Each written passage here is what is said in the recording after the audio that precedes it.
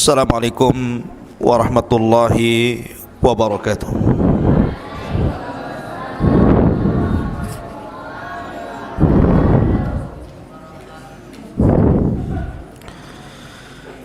Alhamdulillah wassalatu wassalamu ala Rasulillah wa ala alihi wa sahbihi wa mawalah wa la hawla wa la quwwata illa billahi wa ba'du. Qala Allahu azza wa jal, ya ayyuhalladzina amanu taqullaha haqqa tuqatih wa la tamutunna illa wa antum muslimun, amma ba'du.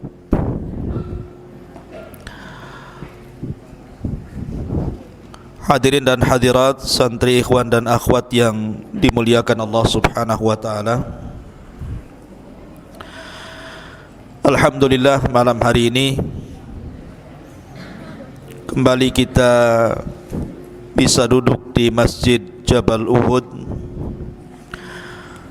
Kalau biasa kita membahas tentang a'immatus salaf, ulama-ulama salaf, maka biar tidak bosan, maka malam ini kita akan membahas tentang qasasul anbiya, kisah-kisah para nabi. Dan nabi yang kita akan bicarakan di malam hari ini adalah nabi yang terakhir dari nabi-nabi Bani Israel. Kita tahu bahawa setelah diutusnya Ibrahim alaihi salatu wassalam, maka seluruh para nabi dan rasul kembali nasabnya kepada Ibrahim. Tidak ada satupun nabi dan rasul setelah Ibrahim kecuali nasabnya sampai kepada Ibrahim. Dan ada nabi-nabi Arab, kemudian juga ada nabi-nabi Bani Israel. Adapun nabi-nabi Arab dimulai daripada Nabi Allah Hud alaihi salatu wassalam, kemudian Nabi Allah Saleh alaihi salatu wassalam, kemudian Nabi Allah Shu'aib, dan ditutup dengan kenabian dan kerasulan Muhammad sallallahu alaihi wasallam. Adapun nabi-nabi Bani Israel, maka jumlahnya ada fitnah yang lebih besar dibandingkan fitnah ini. Khurujud Dajjal, keluarnya Dajjal. Tidak ada fitnah yang lebih besar dibandingkan khurujud Dajjal. Makanya Nabi SAW mengatakan, kalau seandainya aku hidup dan Dajjal dimunculkan juga hari ini, aku yang akan membunuhnya. Tetapi kalau seandainya Dajjal itu keluar sementara aku sudah mati, maka kalian akan menghadapi Dajjal masing-masing. Kullu nafsin dha'iqatul maut, maka setiap jiwa pasti mengalami kematian. Karena tidak ada yang bisa membunuh Dajjal kecuali seorang nabi. Maka Dajjal akan keluar sebagaimana sabda Nabi SAW, lan taqumas sa'atu hatta tarau qablaha asyra ayat. Tidak akan terjadi hari kiamat, kata Rasul, kecuali engkau melihat sebelumnya 10 tanda dari tanda-tanda kiamat besar. Kemudian Rasul menyebutkan yang pertama dukhan, munculnya asap tebal di langit. Yang kedua dabbah, binatang yang melata yang muncul dari perut bumi dan bisa bicara. Kemudian yang ketiga tulu'us syamsi min maghribiha, munculnya matahari dari arah barat. Kemudian yang keempat, kata Rasul, nuzulu Isa, turunnya Isa bin Maryam. Kemudian yang kelima, wa Ya'juj wa Ma'juj, keluarnya dua kabilah besar, Ya'juj dan Ma'juj. Kemudian yang keenam, wa thalathatu khusuf, ada 3 gempa besar. Yang keenam gempa di arah timur, yang ketujuh gempa di arah barat, yang ke-8 gempa di Jazirah Arab. Kemudian kata Nabi SAW, dan yang terakhir manusia akan digiring oleh api dari Adan menuju Syam. Disitulah tempat berkumpulnya manusia. Ma'asyiral muslimin, di sini Nabi SAW menyebutkan nuzul Isa. Isa akan turun. Untuk apa Isa turun itu? Kenapa Isa turun di akhir zaman setelah diutusnya Nabi SAW? Apakah Isa akan mendakwahkan syariat Injilnya kepada manusia? Tidak. Tugas Isa turun bukan itu. Kata Nabi SAW, "Walladzi nafsi biyadi la yushikanna an yanzila fikum ibnu Maryam." Demi zat yang jiwaku berada di tangannya, hampir-hampir Isa akan turun kepada kalian. Kana hakiman adalan, dia akan menjadi hakim yang adil. Fayaksirus salib, akan mematahkan salib. Wa yaqtulul khinzir, akan membunuh babi. Wa yada'ul jizyata, dan akan mengambil upeti. Kemudian kata Nabi SAW, dan harta akan melimpah, sampai-sampai sujud satu kali jauh lebih baik dibandingkan dunia dan isinya, karena banyaknya manusia yang kaya. Kemudian Abu Hurairah radhiyallahu anhu mengatakan, "In syi'tum, kalau kalian mau, bacalah ayat wa im min ahlil kitab illa la yu'minanna bihi qabla mautihi." Dan nanti di akhir zaman sebagian besar ahli kitab akan masuk ke dalam Islam berkat dakwah Isa sebelum kematian Isa bin Maryam. Maka Isa ada hubung kait dengan kaum muslimin, karena dia yang akan membantu perang melawan Dajjal. Ketika kaum muslimin dipimpin oleh Muhammad ibn Abdullah atau dikenal dengan Imam Mahdi melawan tentara Dajjal yang diikuti 70.000 orang-orang Yahudi Asfahan lengkap dengan atributnya, tidak sanggup melawan mereka, sehingga Al-Mahdil Muntadhar dengan pasukan kaum muslimin yang sedikit bersembunyi di bukit di Palestina, sampai akhirnya mereka terkepung dengan tentara Dajjal. Akhirnya mereka mengalami kelaparan, sampai-sampai kepala sapi kalau seandainya ada jauh lebih baik dibandingkan dunia dan perhiasannya, saking kelaparannya. Akhirnya mereka mengatakan kepada Al-Mahdi, "Ya Imam, kalau kita tinggal di sini kita akan mati kelaparan. Tapi kalau kita turun, kita akan berperang melawan Dajjal, tentu kita akan dikalahkan. Tapi menurut kami, mati syahid jauh lebih mulia dibandingkan mati kelaparan." Akhirnya kemudian tepat di waktu subuh, mereka sudah mempersiapkan pakaian-pakaian besi mereka, siap turun dari bukit itu melawan tentara Dajjal. Mereka sudah pasrah apapun yang terjadi. Tiba-tiba di waktu setelah azan, langit gelap, tiba-tiba terang, kemudian Isa turun diapit oleh 2 malaikat. Kemudian turun di tengah-tengah pasukan itu, awalnya di Menara Putih sebelah timur Damaskus. Kemudian menjumpai para tentara yang sedang bersembunyi di bukit bertepatan dengan salat subuh.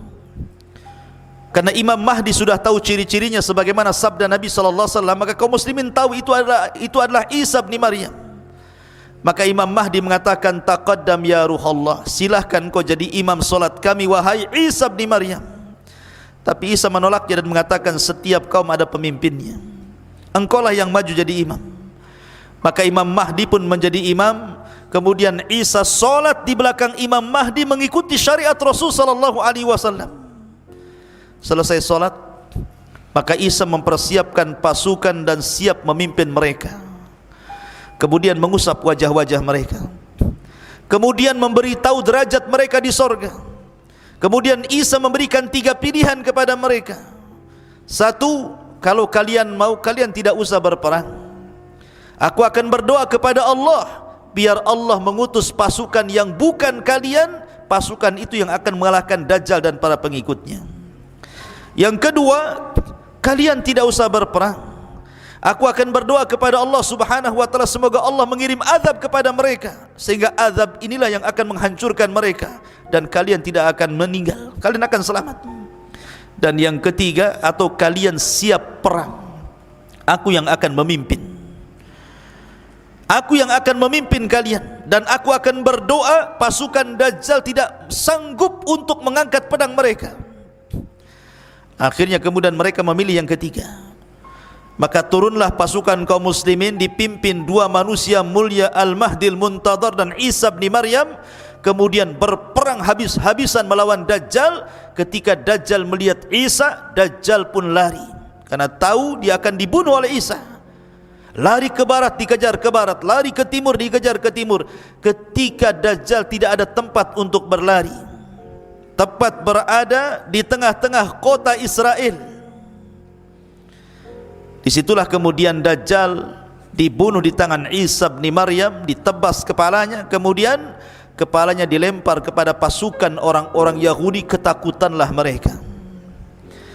Ketika kemudian Dajjal meninggal dunia, kemudian orang-orang Yahudi ketakutan, maka mereka lari tunggang langgang bersembunyi di batu. Tiba-tiba batu bisa bicara, "Ya Muslim, Yahudi di belakang saya, bunuh dia."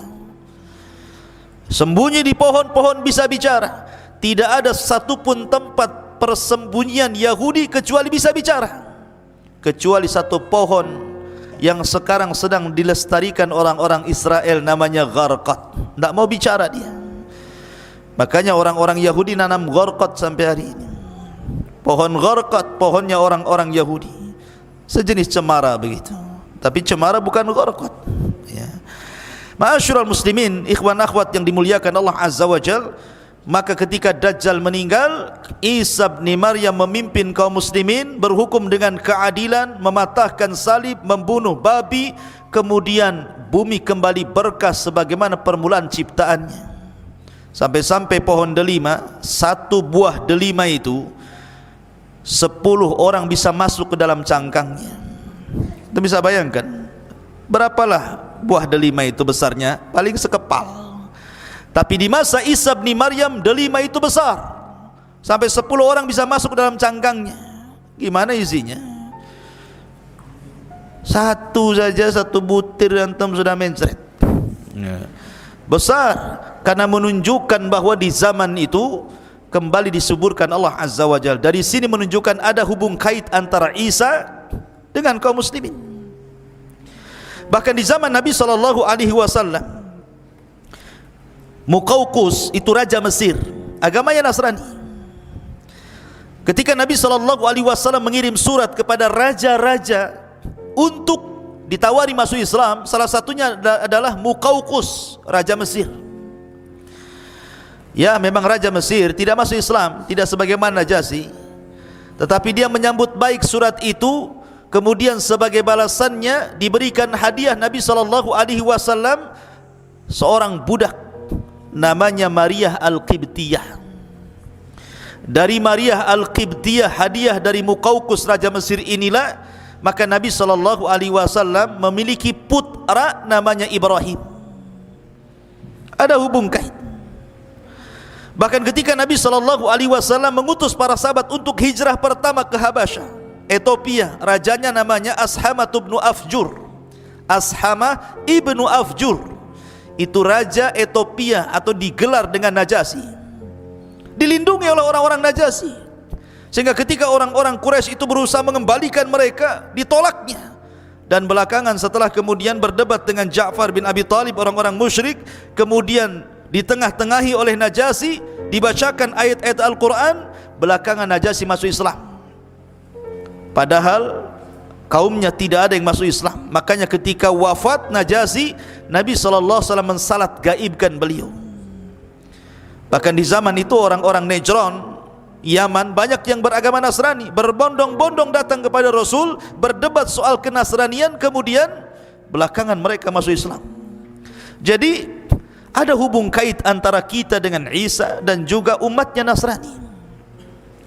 Ma'asyiral muslimin yang dimuliakan Allah Azza wa Jalla, makanya wajar kalau Al-Quran itu secara komplit menjelaskan sejarah Isa sejak lahirnya, ibunya, siapa yang mengkafilnya, sampai di waktu dewasanya, sampai diangkatnya, betul-betul dijelaskan secara detail dalam Al-Quran, menunjukkan bahwa kita mengakui Isa bin Maryam dia adalah agama bagi orang Nasrani, nabi bagi orang Nasrani, sebagaimana kita mengakui Musa adalah nabi bagi agama Yahudi. Tapi mereka tidak pernah mengakui nabi kita. Jahatnya mereka tidak pernah mengakui nabi kita. Makanya ketika Imam Al-Baqillani rahimahullahu ta'ala berdebat dengan seorang Nasrani dan mengatakan, kata Nasrani ini, ya Baqillani, kenapa agamamu fanatik sekali? Kata Imam Baqillani, kenapa emangnya? Kalian melarang menikahkan putri-putri kalian dengan kami orang Nasrani dan juga orang-orang Yahudi, sementara kalian membolehkan menikahkan laki-laki kalian dengan putri-putri kami. Kata Imam Baqillani, karena kami umat Islam bagi kalian dan mengaksa kepada Yahudi, tapi kalian Muhammad sallallahu alaihi wasallam kepada masuk pada kisah. Siapa dia? Kita awali kisah ini. Di dalam Al-Quranul Karim ada satu surat namanya Al-Fatihah. Al itu Al-Imran, itu keluarga Imran. Penamaan Al-Imran itu, pertama Allah Subhanahu wa taala berfirman, wa idh qalat imra'atu Imran, dan kita ketika berkata istrinya Imran. Al-Imran 30. Yang ketiga, Allah astafa Adam. Pertama dalam surah 2 Al-Imran 35 dan Al-Imran 3 beradik, bapa dan Maryam, kakek daripada Isa bin Maryam. Ma'asyiral muslimin yang dimuliakan Allah Azza wa Jalla, baik, kita mulai kisahnya. Bani Israel. Bani Israel itu terpecah menjadi dua kelompok di zaman itu. Ada Bani Israel yang saleh, taat dengan Allah, beribadah kepada Allah, mentauhidkan Allah, suci. Maka di situ yang memakmurkan Baitul Maqdis, itu pusat peribadatan orang-orang Nasrani. Disitulah Baitul Maqdis sang Imran. Keluarga Imran, ma'asyiral muslimin, Mansha Imran ibn Mansha ibn Daud, artinya masih keturunan ya. Hannah bintu Faqud. Allah takdir ketika Imran ini dan istrinya berjalan-jalan di padang pasir, kemudian beristirahat di bawah pohon, dia melihat akhirnya kepada Allah Subhanahu wa taala. Di antara nazarnya dia mengatakan sebagaimana, wa idh qalat imra'atu Imran fataqabbal minni innaka antas samiul alim. Dia mengatakan, ya Allah, kata istri Imran Hannah ini, aku bernazar kepadamu, kalau aku punya bayi, aku mengandung laki-laki, Baitul Maqdis, dan aku wakafkan dia hidup di Baitul Maqdis. Itulah nazarnya. Tetapi Allah Subhanahu wa taala qalat Rabbi inni wada'tuha untha. Tapi ketika melahirkan, karena di saat itu kan enggak ada laki-laki ke perempuan gitu ya. Tapi kalau banci tak ada, laki-laki perempuan saja. Ya. Kok dia bukan salah ketika di perutnya? Ya. Apa namanya? Hannah ini tidak tahu kalau isi perutnya itu bayi laki-laki. Apa alasannya? Satu, karena laki-laki lebih kuat tenaganya dibandingkan perempuan. Yang kedua, melakukan khidmat dibandingkan perempuan, karena perempuan kan ada waktu haidnya. Kemudian yang ketiga, laki-laki itu tidak ada aib, bisa berkumpul dengan siapapun, sementara perempuan kan tidak, nanti takut digoda, memfitnah dan begitu seterusnya. Kemudian yang keempat, tidak ada tuduhan bagi laki-laki. Kalau perempuan hamil saja dituduh kan begitu, mana laki-laki hamil, kecuali ada akangnya. Ya. Artinya bahwa bukan kanker, tumor ya. Jadi kenapa Hannah ini ingin punya anak laki-laki? Karena sebab-sebab tadi. Setelah keluar, rupanya bukan anak laki-laki, anak perempuan pula. Makanya kemudian Allah Subhanahu wa taala berfirman di sini, walaysa dzakaru kal untha, dan berbeda laki-laki, tidak sama dengan samaituha Maryam, dan aku beri nama dia Maryam. Jadi Maryam itu yang memberi nama Allah sendiri. Dan ketika Allah mengatakan walaysa dzakaru kal untha, tidaklah laki-laki sama dengan perempuan, maknanya walaupun tapi dia bisa menjangkau semua laki-laki. Karena Rasul mengatakan kamula minar rijal kathirun, laki-laki sempurna itu banyak, tetapi perempuan yang sempurna itu cuma 4. Pertama, istrinya Fir'aun, Asiyah bintu Muzahim. Yang kedua, ibunda Isa, Maryam bintu Imran. Yang ketiga, Khadijah, istri Nabi SAW, zaujatun Nabi SAW. Dan yang keempat, Fatimah bintu Rasulullah. Inilah 4 wanita terbaik dunia. Salah satunya siapa? Salah satunya Maryam. Ya, karena Maryam ini adalah wanita yang luar biasa. Wa inni sammaituha Maryam wa inni u'idzuha bika wa dzurriyyataha minasyaitonir rajim. Lihat bagaimana Allah janji membuat perlindungan kepada Maryam, dan sesungguhnya saya akan melindungi Maryam dan keturunannya dari setan yang terkutuk. Karena begini ikhwan, Nabi SAW bersabda, ma min mauludin illa syaitanu yamassuhu hina yulad fayastahillu sarikhan min masyati syaitan iyahu illa Maryam wabnaha, kata Rasul. Ketika anak dilahirkan, maka setan pasti akan menusuknya dengan jarinya di lambung kirinya atau kanannya hingga bayi itu menangis. Kenapa? Makanya setiap bayi yang dilahirkan pasti menangis. Itu karena ditusuk lambungnya sama setan itu, tapi tidak membahayakan bayi. Setan menusuk itu ingin ngasih tahu, aku musuhmu mulai hari ini, maksudnya memberitahu permusuhannya. Maka semua bayi termasuk antum ini pernah ditusuk lambungnya sama setan saat lahir. Ya. Makanya ada yang kesetanan juga, waktu tidur ngantuk. Masyaallah muslimin yang dimuliakan Allah Azza wa Jal, kecuali 2 tidak pernah ditusuk setan saat lahirnya. Kata Rasul, illa Maryam wabnaha, kecuali Maryam dan putranya Isa bin Maryam. Allah lindungi dari syaitan. Makanya Allah Subhanahu wa taala mengatakan tadi, wa inni u'idzuha bika wa dzurriyyataha minasyaitonir rajim. Kemudian fataqabbalaha rabbuha biqabulin hasanin wa ambataha nabatan hasanan wa kaffalaha Zakaria.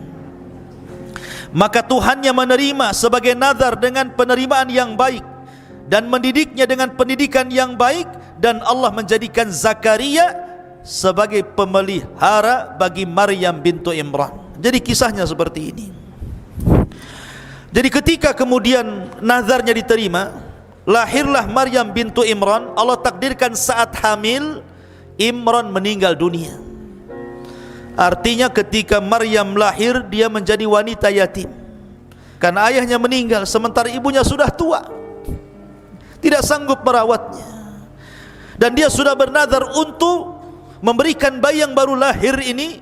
Dalam riwayat ketika melahirkan saja langsung dibungkus, kemudian dibawa ke Baitul Maqdis, langsung diserahkan kepada Zakaria. Tetapi orang-orang di Baitul Maqdis, ahli ibadahnya, para ruhbannya tidak terima. Kami juga mau, wahai Zakaria, jangan engkau saja yang memelihara, karena itu anak dari orang suci Imran, keluarga terbaik dan termulia. Akhirnya kata Zakaria gini saja, saya tidak bisa langsung memiliki bayi ini, bagaimana kalau kita taruhan? Kumpulkan semua ruhban, semua padri-padri, semua pendeta-pendeta ahli ibadah, kita qur'ah, kita mengundi siapa yang berhak untuk mengkafil anak bayi Maryam ini. Akhirnya semua ubad pada datang dari mana-mana. Bagaimana caranya? Kata Zakaria, cara undian kita sepakati, masing-masing kalian bawa pena, bawa pulpen, bawa patlot ya. Kemudian masing-masing kalian berdiri di tepi sungai yang deras. Maka berjejerlah para rahib, para pendeta, para padri, orang-orang ahli ibadah itu berjejer semua di tepian sungai. Kata Zakaria, kalau seandainya kolam kalian dilempar ke sungai itu hanyut, berarti kalian kalah. Tapi kalau pena kalian dilempar justru dia melawan arus, maka kalian menang. Akhirnya semua pena dilempar ke sungai itu, ya hanyutlah. Gimana? Pena dilempar ke sungai hanyut. Ternyata cuma satu yang tidak hanyut, justru dia melawan arus jalannya, penanya Zakaria. Lah ketika itulah maka Zakaria menang undian, maka dia berhak untuk mengkafil Maryam. Maka Zakaria dan istrinya akhirnya pun mengkafil merawat Maryam sedari kecil. Betul-betul diletakkan di atas Baitul Maqdis, ruangan khusus di mihrab, tidak pernah keluar dari situ. Jadi betul-betul dirawat di situ saja sedari kecil sampai kemudian agak besar. Ketika umur 10 tahun ada peristiwa yang aneh. Ketika Zakaria kemudian masuk ke dalam mihrabnya, tiba-tiba kemudian di situ banyak makanan.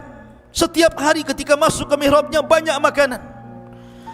Makanan ini tidak tahu siapa yang ngantar, tiba-tiba ada saja di situ.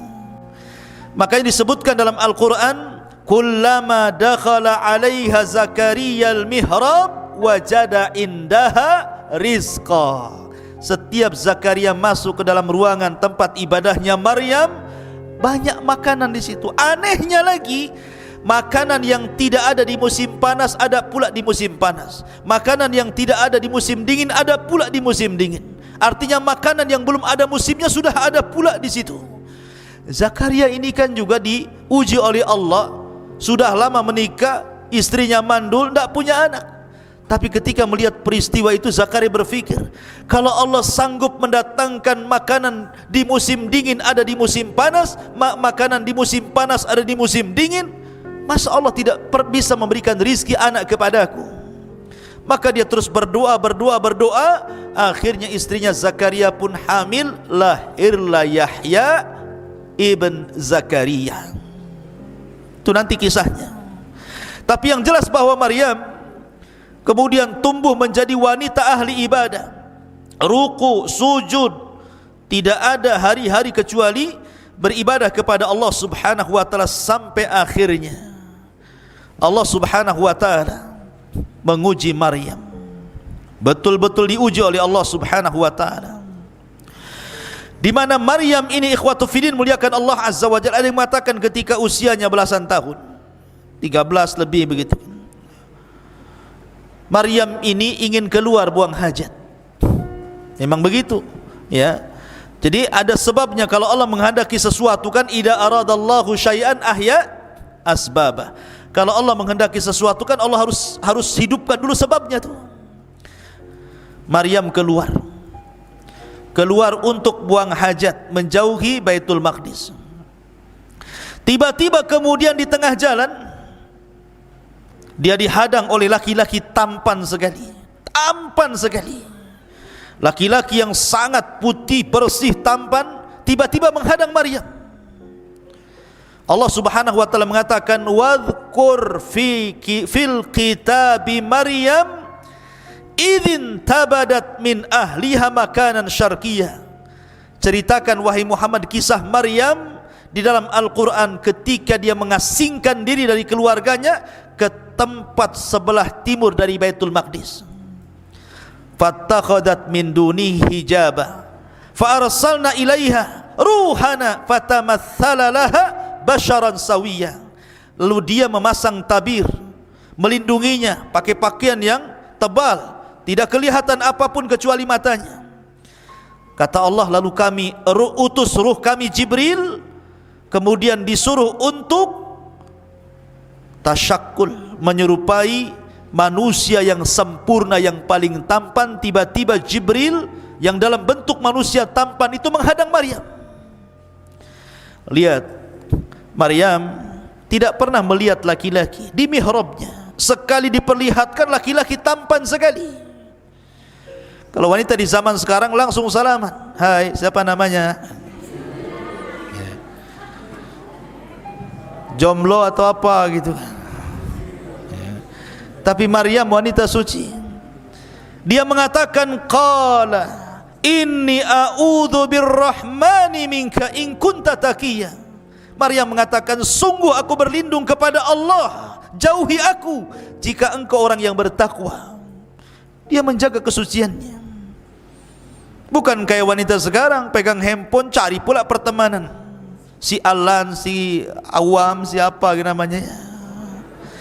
Alan pula ya. Sebut-sebut ya. Apain cari-cari teman di Facebook? Kayak beli kecoa dalam karung itu namanya ya. Ma'asyiral muslimin yang dimuliakan Allah Azza wa Jalla, maka Jibril mengatakan qa innama ana rasulu rabbik li ahabalaki ghulaman zakiyya. Jibril pun berkata, sesungguhnya aku hanyalah utusan Allah untuk menyampaikan anugerah kepadamu wahai Maryam, seorang anak laki-laki yang kelak akan disucikan Allah. Subhanallah. Ada yang mengatakan Isa bin Maryam ini memiliki beberapa nama. Ada yang mengatakan Isa, ada yang mengatakan kalimah, ada yang mengatakan Ruhul Qudus itu ya. Ada yang mengatakan Al-Masih.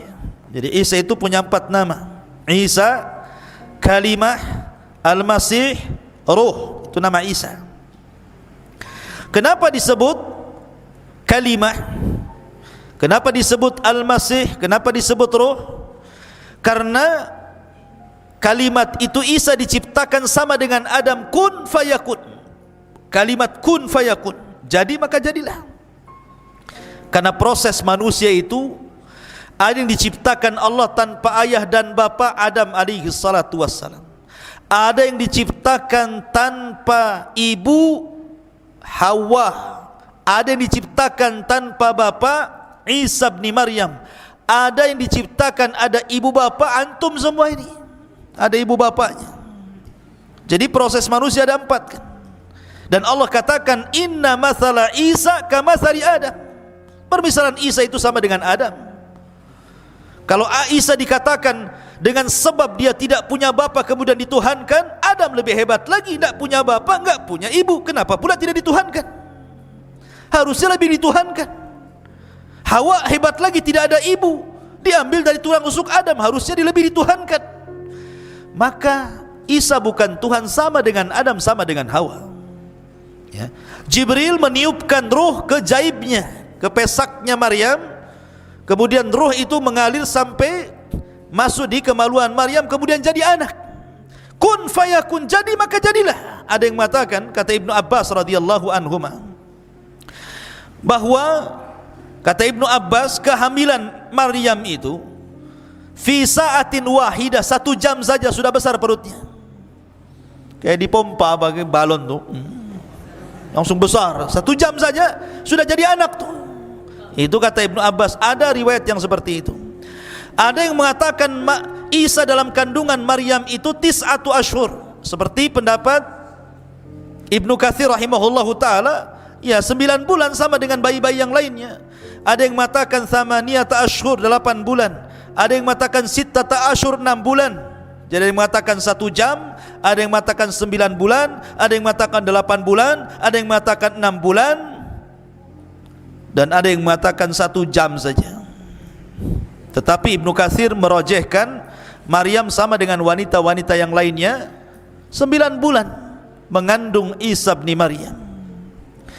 Ketika dia mengandung, ikhwan, tentu seorang wanita berfikir dia tidak pernah berhubungan dengan laki-laki, disentuh pun tidak, tiba-tiba hamil. Apa yang akan dikatakan kepada manusia, ini bayinya siapa? Tentu orang-orang yang akan mengatakan Maryam berzina. Sama dengan wanita di zaman sekarang ingin seperti Maryam, punya anak gak jelas bapaknya. Ya. Jadi Maryam mengatakan, dia mengatakan qalat anna yakunu li ghulamun wa lam yamsasni bashar wa lam aku baghiya. Maryam berkata, bagaimana mungkin aku mempunyai anak laki padahal tidak pernah laki-laki menyentuhku dan aku bukan seorang pezina. Maka Allah katakan, qala kadzalika qala rabbuk huwa alayya hayyin walinaj'alahu ayatan linnas wa rahmatan minna wa kana amran maqdiya. Maka Jibril memberitahu, demikianlah Tuhanmu berfirman, hal itu mudah bagiku, dan agar kami menjadikannya suatu tanda kebesaran Allah bagi manusia dan sebagai rahmat dari kami, dan hal itu adalah sesuatu urusan yang sudah diputuskan. Memang begitu takdirnya wahai Maryam, memang takdirnya seperti itu, harus hamil. Fahamalathu fantabadat bihi makanan qasiya. Maka Maryam pun mengandung, lalu dia mengasingkan diri dengan kandungannya ke tempat yang sangat jauh. Maryam pun bersembunyi. Tapi ketika kemudian Maryam ini sudah membesar kandungannya, dia curhat kepada saudarinya, saudari daripada Maryam, istri daripada Zakaria alaihi salatu wassalam. Dia mengatakan pada istrinya Nabi Allah Zakaria,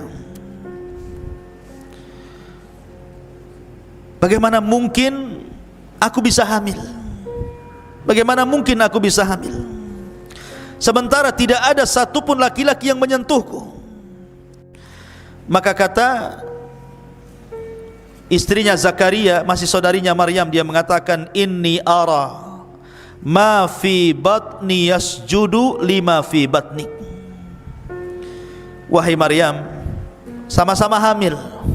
Dia lahir nanti Yahya, sementara Maryam lahir Isa. Kata istrinya Zakaria, sesungguhnya bayi yang ada di perutku sujud kepada bayi yang ada di perutmu, katanya. Ini ta'zim. Di zaman dulu boleh sujud seperti ta'zim, tapi syariat Islam tidak boleh. Sampai-sampai akhirnya ada orang soleh, sangat soleh, namanya Yusuf An-Najjar. Itu orang soleh yang hidup di Baitul Maqdis. Dia mikir bagaimana Maryam bisa hamil. Dia takut kalau orang-orang kemudian menuduh Maryam dengan tuduhan macam-macam, sementara Maryam sudah dikenal wanita suci kala itu. Akhirnya kemudian kata Yusuf An-Najjar berdialog dengan siapa? Dengan Maryam. Kemudian mengatakan kepada Maryam bintu Imran rahimahullahu ta'ala, ya Maryam, inni sa'iluki an amrin fala ta'tajili alayya. Wahai Maryam, saya ingin bertanya kepadamu tentang perkara, sebuah urusan, jangan tergesa-gesa jawabnya. Fala ta'tajili alayya, jangan tergesa-gesa jawabannya. Qalat, kata Maryam, apa itu? Kata Yusuf An-Najjar, hal yakunu qad syajaratun min ghairi haq. Maryam, adakah ceritanya pohon tumbuh bukan dari bijinya, tahu-tahu tumbuh saja? Wa hal yakunu zar'un min ghairi badrin, apakah ada semacam padi atau yang lainnya tiba-tiba tumbuh tanpa biji? Wa hal yakunu waladun min ghairi ab, ataukah ada seseorang anak lahir tanpa bapak? Maryam paham dengan pertanyaan itu. Tapi Maryam cerdas dan mengatakan, adapun perkataanmu, apakah mungkin pohon tumbuh tanpa ada biji dulu, ataupun mungkin padi-padian tiba-tiba tumbuh tanpa ada benih? Maka Maryam mengatakan, bagaimana dahulu ketika Allah menciptakan pohon, apakah juga dari biji? Tentu tidak, kun fayakun. Adapun kemudian kalau seandainya kau mengatakan adakah anak kemudian lahir tanpa ayah, ya, Adam alaihi salatu wassalam lahir tanpa ayah, bahkan tanpa ibu. Hawa lahir tanpa ibu. Kalau seandainya aku mengandung tanpa ayah, ini keajaiban dunia, apa salahnya? Dari sini kemudian Yusuf An-Najjar mempercayai apa kata-kata Maryam ini, kemudian berusaha untuk menutupi dari orang-orang dan menasihati agar Maryam saat kelahiran keluar dari Baitul Maqdis jangan ada yang tahu. Subhanallah, ketika kandungan sudah membesar, tentu orang akan malu. Seorang wanita pasti malu. Padahal Maryam itu wanita suci, pasti akan dituduh juga, apalagi wanita di zaman sekarang kan. Makanya kemudian Maryam pun berusaha untuk keluar dari Baitul Maqdis, kemudian mengarah ke Bethlehem atau Baitul Lahmin. Di situ telah tempat kelahiran Isa bin Maryam. Di tengah-tengah kebun kurma. Di tengah-tengah kebun kurma, di waktu yang sangat-sangat panas sekali. Ya. Jadi Isa itu lahirnya di musim panas, bukan di musim dingin. Karena tidak ada kurma itu musimnya musim dingin. Rata-rata kurma itu di musim panas. Tapi kalau kita melihat umpamanya ulang tahun Nasrani saat ini, kemudian difilm-filmkan dengan film seperti Santa Claus atau apa kan, biasanya cenderung pakai jaket, pakai apa, kemudian ski di salju-salju kan gitu ya. Tidak ada. Isa itu dalam Islam, kita tidak menyinggung agama mereka, tetapi kita menjelaskan secara agama kita Islam bahwa Isa lahir di musim panas, bukan di musim dingin. Karena di musim panas itu kurma musim. Ya. Makanya di sini perhatikan dalam Al-Qur'anul Karim mengatakan, ketika kemudian Maryam pun fahamalathu fantabadat bihi makanan qasiyya, Maryam pun mengandung lalu dia mengasingkan diri dari kandungannya ke tempat yang jauh. Kemudian faja'ahal mahadu ila jid'in nakhlati qalat ya laitani muttu qabla hadha wa kuntu nasyan mansiya. Kemudian rasa sakit akan melahirkan memaksanya bersandar pada pangkal pokok kurma. Maryam pun berkata, wahai betapa baiknya aku mati sebelum ini dan aku menjadi seorang yang tidak pernah diperhatikan dan dilupakan manusia. Malu dia di sanjung-sanjung Bani Israel, wanita suci, tiba-tiba kemudian hamil tanpa bapak. Makanya banyak orang yang kemudian, ini hati-hati akhwat, banyak di majalah-majalah, di YouTube, di berita-berita itu, akibat kemudian hamil di luar nikah karena enggak sabar dengan ujian itu, ambil pula lah racun baygon, diminum dia, nyamuk saja mati, kalian juga mati. Ada yang ngambil tali, tariknya tambang, diikatnya di lehernya. Jadi Maryam itulah hati perempuan. Makanya jangan coba-coba. Maryam saja yang jelas-jelas tidak berzina, dia mengatakan lebih mati saja kan itu, daripada tuduhan orang. Apa kata manusia, apa kata orang. Fanadaha min tahtiha alla tahzani qad ja'ala rabbika tahtaki sariyya. Maka Jibril berseru kepadanya dari tempat yang rendah, janganlah engkau bersedih hati wahai Maryam, sesungguhnya Tuhanmu telah menjadikan anak sungai di bawahmu. Allah sudah mempersiapkan kelahirannya. Ada sungai kecil di bawahnya, kemudian bersandar di pohon kurma. Pohon itu pula lagi berbuah, rutobnya lagi ranum-ranumnya.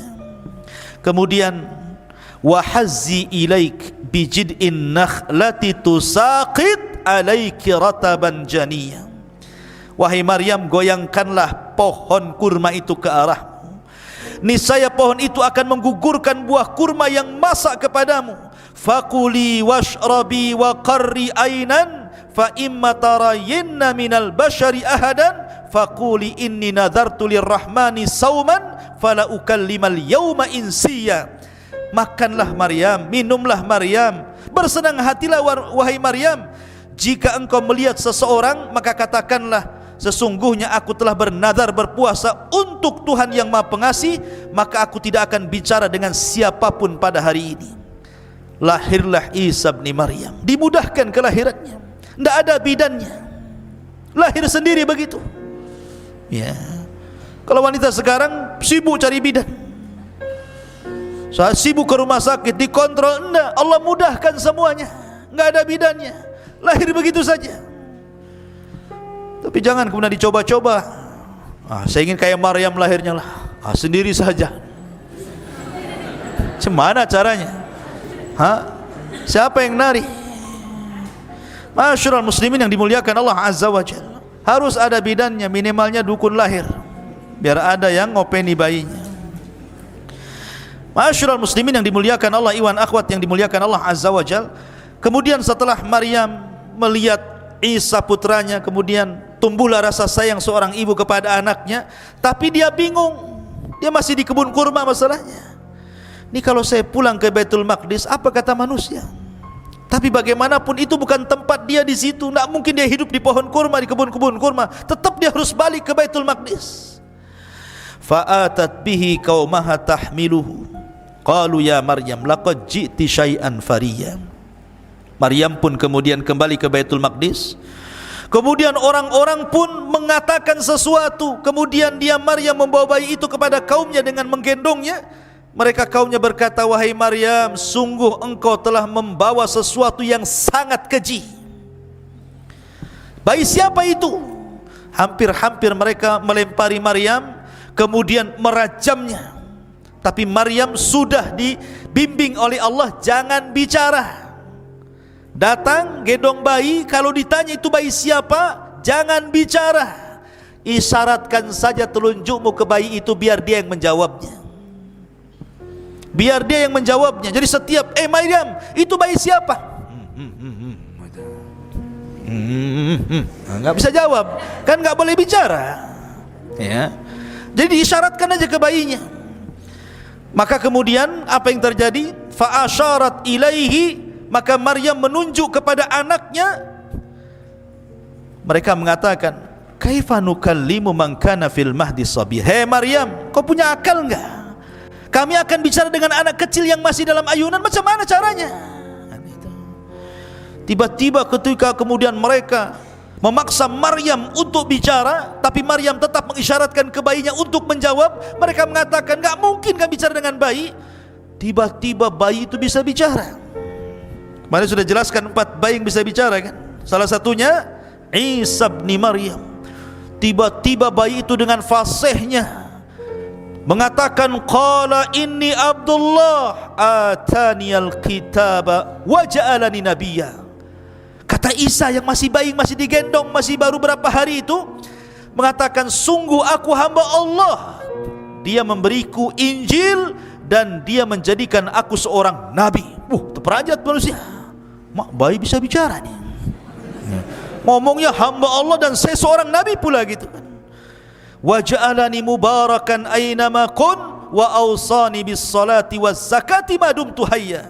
Dan dia menjadikan aku seorang yang diberkahi di mana saja aku berada, dan dia memerintahkan aku untuk melaksanakan salat, zakat selama aku hidup. Wa barram bi walidati wa lam yaj'alni jabbaran syaqiyya, dan berbakti kepada ibuku, dan dia tidak menjadikan aku seorang yang sombong lagi celaka. Wassalamu alayya yauma wulidtu wa yauma amutu wa yauma ub'atsu hayya. Dan kesejahteraan semoga dilimpahkan kepadaku pada hari kelahiranku, pada hari diwafatkanku, dan pada hari aku dibangkitkan kelak oleh Allah Azza wa Jal. Dzalika Isa bin Maryam qaulul haq alladzi fihi yamtarun. Itulah Isa bin Maryam mengatakan perkataan yang benar yang mereka ragukan kebenarannya. Kagetlah orang-orang, Isa itu kok bisa bicara. Dari sinilah kemudian orang-orang yang baik-baik ini kan karena bicara dengan orang-orang baik masalahnya, yang ada di Baitul Maqdis, bukan orang-orang jahat. Kalau ketahuan orang Yahudi sudah dibunuh Isa sejak kecil. Makanya kemudian mereka pun berusaha untuk menyembunyikan Maryam dan putranya. Disuruh hijrah ke Mesir. Hijrah ke Mesir. Kemudian setelah hijrah ke Mesir, ketika usia Isa itu sudah 13 tahun, balik lagi ke Baitul Maqdis. Dan orang-orang pun sudah melupakan kisah dulu, karena sudah 13 tahun masalahnya. Disinilah Allah subhanahu wa ta'ala tampakkan kepada Isa bin Maryam banyak mukjizat yang disaksikan manusia sedari kecil sampai diangkatnya menjadi Nabi dan Rasul. Jadi suatu ketika, jadi kelahirannya saja sudah mukjizat sebenarnya. Jadi Isa itu sendiri mukjizat dalam perut Maryam, lahirnya juga mukjizat. Ya. Jadi suatu ketika namanya anak-anak, kemudian main-main sama anak-anak, lainnya antum main-main sama kawan-kawan antum. Kemudian Isa pun menebak, di kulkas rumahmu itu pasti banyak buah-buahan. 1 ada nangka, 2 ada durian, 3 ada ini, 4, 5 ikan asin juga ada di situ umpamanya. Ditebak-tebak gitu kan. Jadi anak ini pulang, betul pula di rumahnya ada makanan yang disebutkan Isa. Yang ini juga sama, pulang ke rumah kok betul gitu kan. maka orang-orang menyangka Isa itu membawa sihir. Tetapi itu bukan sihir, itu mukjizat dari Allah Subhanahu wa taala. Terkadang Isa ini main-main, ambil tanah, kemudian dikual-kual, dibuat kepala burung, sayap burung, kemudian kaki burung, ditutup, hidup burung itu, terbang coba. Bayangkan, bangga hebat itu. Main-main anak kecil, ya, ambil buah burung, ditiup, tahu-tahu terbang burung itu, kan luar biasa. Ini mukjizat. Ya. Coba kalau antum ambil tanah, buat burung, ditiup 1000 kali, tetap saja ya tanah ya tanah. Ya, yang ada kemudian burungnya bawa pete, karena habis makan pete antum ditiup-tiup terus. Jadi intinya bahwa Isa dari kecil sudah ditampakkan itu. Sampai-sampai akhirnya ada orang sakit buta, sini, diusap sembuh dia. Ya, ada penyakit kulit, penyakit kurap gitu ya kan, diusap sembuh dia penyakitnya, abrosnya sembuh.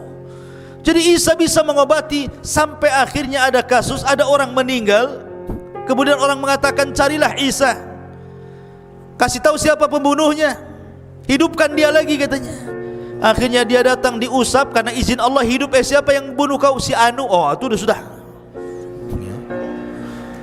Sampai ada raja yang baru meninggal, pembesar yang baru meninggal, jenazahnya lewat di antara Nabi Isa, dan orang mengatakan, ya Isa, hidupkan ini raja kami.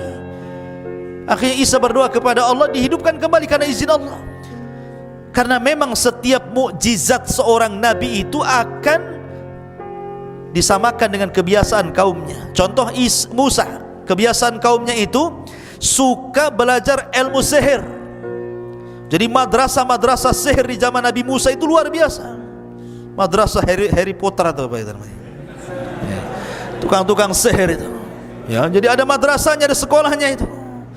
Makanya kemudian Allah berikan kepada Musa mukjizat yang sama dengan mereka, tapi bukan sihir, lebih hebat dibandingkan tukang-tukang sihir. Lah di zaman Isa itu juga sama. Itu dunia perobatan luar biasa. Banyak ditemukan obat-obatan herbal-herbal yang bisa mengobati yang dulunya penyakit luar biasa, dianggap penyakit biasa, akan ditemukan obat-obatannya. Maka Isa harus lebih daripada kemampuan perobatan kaumnya. Bukan hanya bisa mengobati orang buta penyakit kulit, tapi bisa menghidupkan orang mati karena izin Allah Subhanahu wa taala. Itu kan bukan perobatan, itu mukjizat namanya.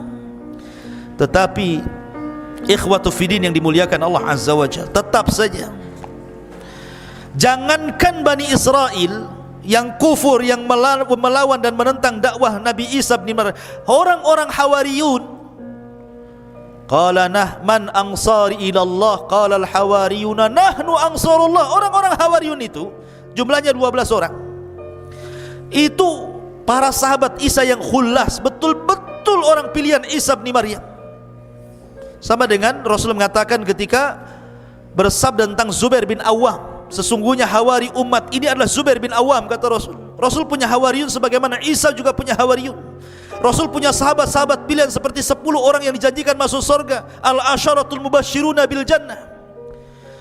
Jadi orang-orang hawariyun ini, ketika Isa bin Maryam diangkat menjadi nabi dan Rasul, kemudian mendakwai orang-orang dan banyak yang kemudian mengikuti Isa, maka orang-orang Hawariyun menyaksikan bagaimana mukjizat tampak di hadapan mereka. Tapi masih juga kemudian mereka terkadang minta yang aneh-aneh kepada Isa. Sampai suatu ketika difirmankan oleh Allah, wa id auhaitu ilal hawariyin, ketika kami wahyukan kepada hawariyin. Di sini an aminu bi wa bi rasuli, untuk beriman denganku dan dengan Rasulku. Qalu amanna washhad bi anna muslimun, kami beriman, saksikan ya Allah kami termasuk orang-orang yang berserah diri. Di sini dimulainya, idz qala al hawariyun ya Isa ibn Maryam hal yastati'u rabbuka an yanzila alaina ma'idatan minas sama, atau yunzila alaina ma'idatan minas sama, qala ittaqullah in kuntum minal mu'minin.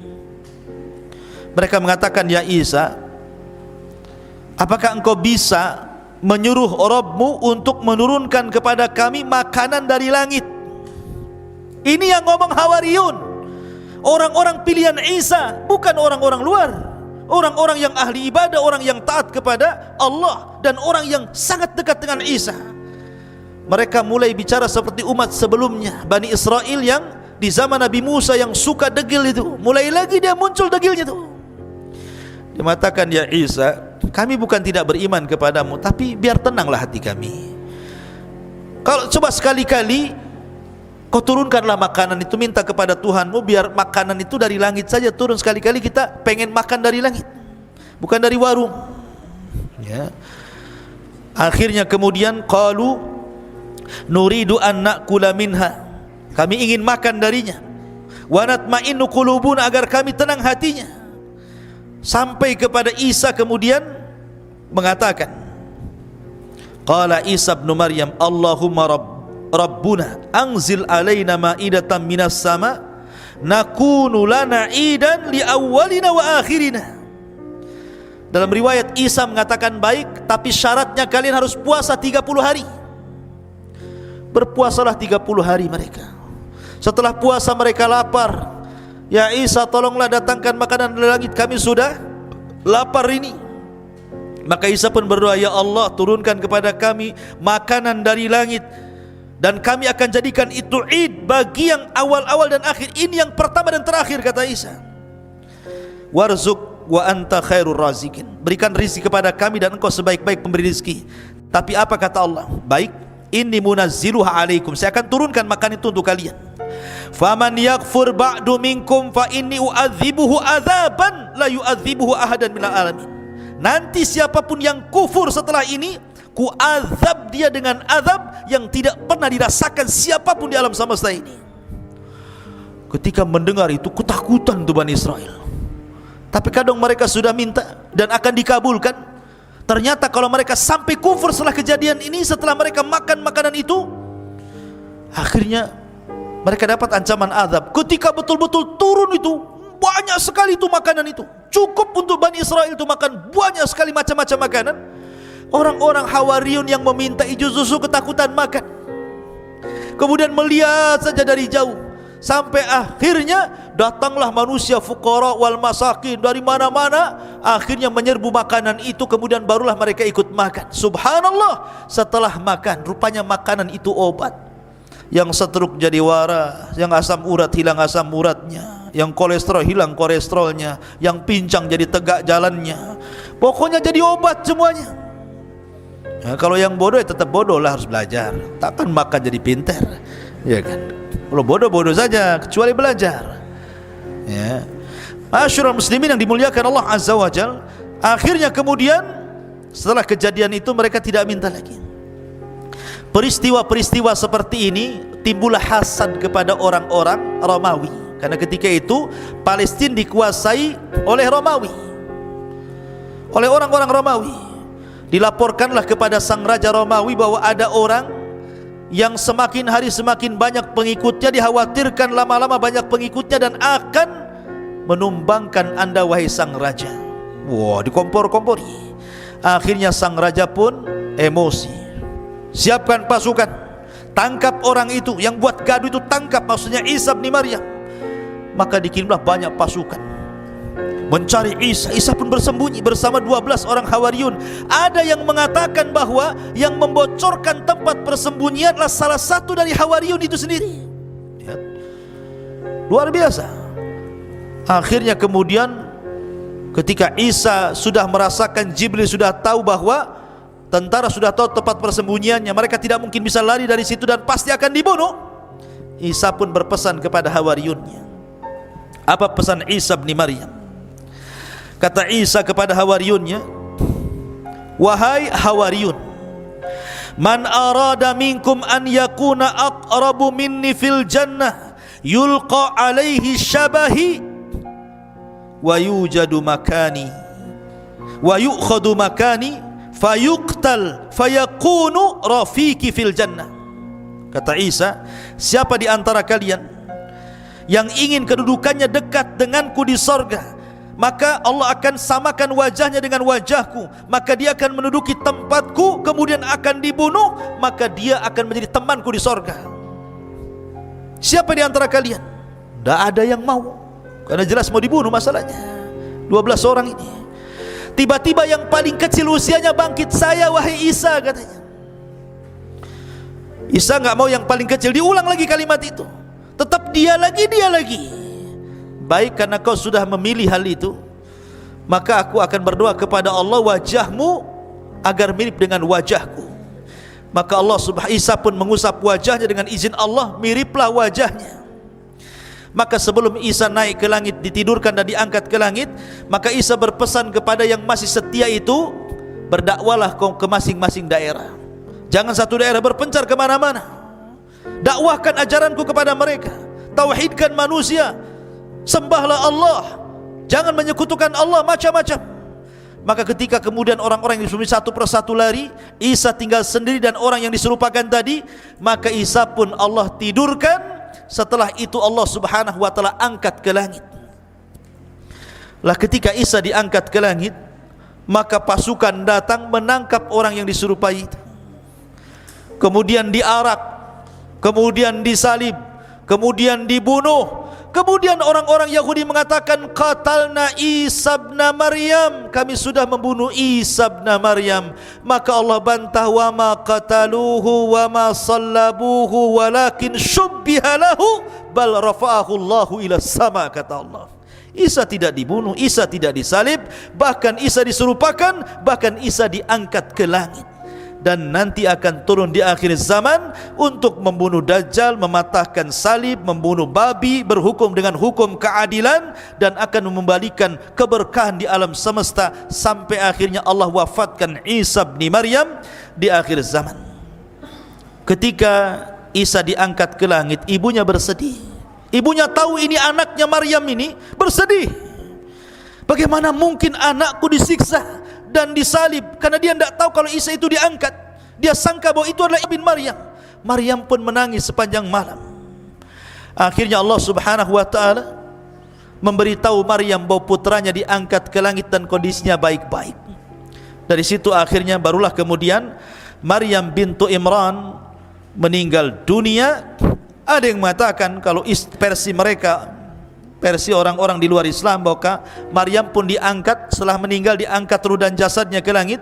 Tetapi pendapat yang kuat, sebagaimana disebutkan dalam tafsir ataupun dalam Al-Bidayah wan Nihayah, ada yang mengatakan bahwa Maryam bintu Imran dikubur di Palestina, dan ada yang mengatakan di pohon Zaid, ya, di Madinah Al-Quds. Maryam dikuburkan di situ.